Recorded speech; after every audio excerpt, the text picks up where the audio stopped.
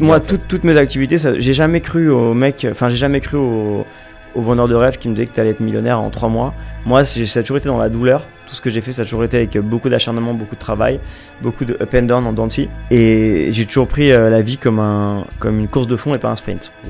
Donc, j'ai jamais été je suis quelqu'un de très patient. Impatient dans ma vie privée, impatient à souhait dans ma vie privée, genre...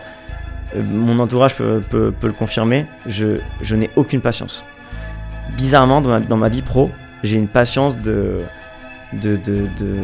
chaman. Tu vois, genre vraiment, je peux attendre le Messie, quoi. Tu vois. Donc, toutes les qualités qu'il faut en trading, moi en entrepreneuriat, par exemple, dans les prises de décision, moi je sais que je suis quelqu'un qui en 10 secondes prend ma décision. C'est-à-dire que j'ai un cerveau qui arrive à catalyser les informations et à être un peu comme dans le trading où la décision elle doit être tranchante. Bien sûr.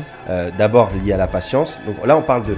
En fait, je veux juste associer parce qu'en fait l'idée là c'est quoi ? On est de deux mondes, de deux univers différents et de se rendre compte que quand tu veux réussir, ça passe par bien faire les choses, ça passe par aussi des qualités de personnalité qui vont être dans l'entrepreneuriat, dans le business, dans le trading, quel qu'il soit. En fait, c'est des valeurs communes, tu vois. Tu parles de la patience, on doit l'avoir. Le côté travailleur, il n'y a personne dans ton métier ou dans le métier de trader qui va réussir si c'est pas un besogneux, tu vois. Donc en fait, on parle de valeurs de vie qui ensuite se retranscrivent quel que soit le secteur d'activité.